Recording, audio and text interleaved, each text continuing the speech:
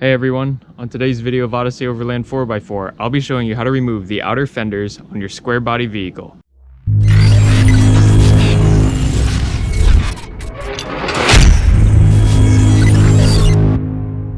So in this particular case, we have an M1009 Blazer, and to remove this fender, you will have to remove the battery trays and the inner fender.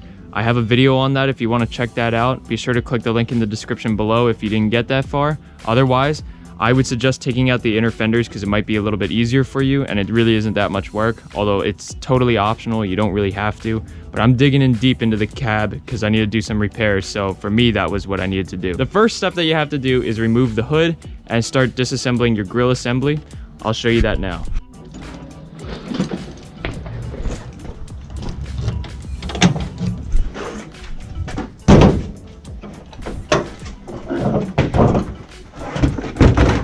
So as you can see, this is in fact a CUCV engine.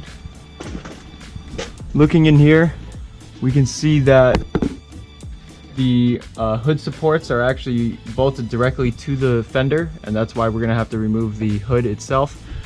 I like to start by removing these two bolts here before getting to the actual bracket, tilting the hood down, and then having a helper hold it from one side.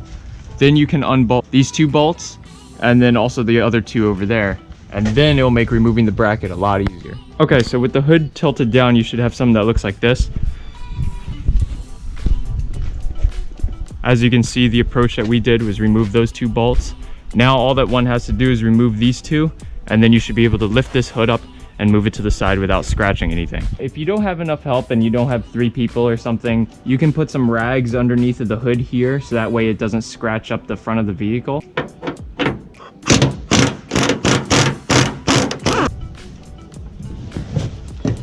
All right, so at this point, with the hood off, that's gonna make our job a lot easier. To access the bolts that are going to be needed to remove this fender, we will have to open up the door, and there's one right here. There's one right here. Going underneath. There's gonna be ones here, here, here, and here. Something that I wanted to note is that you can see here, there's a little tiny piece of rusty metal there. That's a body shim. That's going to be needed to put the fender back on to make sure that it is all back to factory spec. If you are taking off your fender and are going to put on the exact same fender, then you could basically put these in the same spot and you can expect it to be perfectly aligned. If you're using aftermarket fenders, you may or may not need a different set of these. You can find these at any local hardware store, or you could even use some thin washers, anything needed to get your spacing just right. So keep track of those. Something else I wanted to mention is it is important to remove any looms that may be attached. As you can see, there are these hooks. I simply got a pick tool in there and it popped right off. Remove your reservoir, or remove at least the lines that are going anywhere. I'm gonna be removing this. And also remove your turn signal for your side marker lamps. So basically get in there, twist the bulb out, and just like that, she pops off. And just do one more once around, make sure there are no more wires like I said, and you'll be good to go. So I'm gonna start with these 1/2-inch bolts, the one on the bottom here that go up the side of the front clip.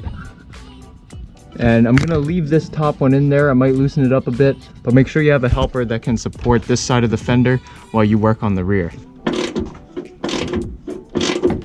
Now before you rip those fenders off, something you're gonna have to do is remove the trim that goes around the edge here, especially this piece. So all that we have to do is remove the headlight bezel and then get a wrench underneath of there and start taking these off.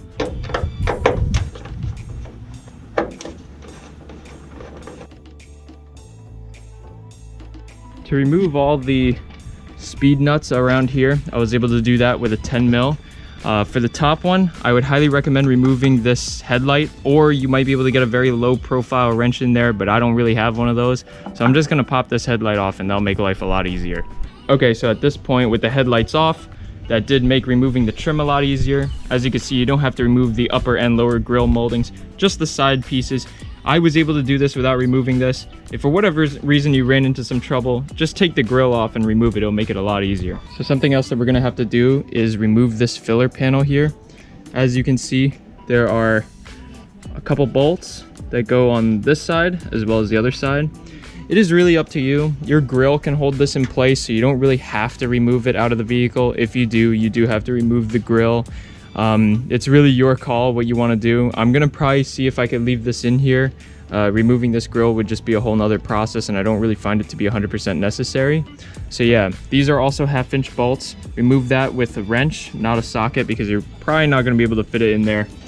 And then continue with the fender bolts and you'll be on your way. So now we have removed those 2 bolts that hold this filler panel on, and you'll find another bolt way up there that holds the fender on. Be sure to remove that as well.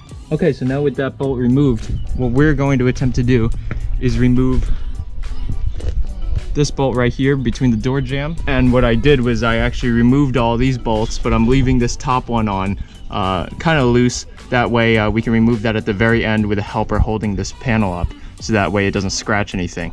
All right, so this side's already done. I'm gonna walk you through on the other side exactly how I went about it.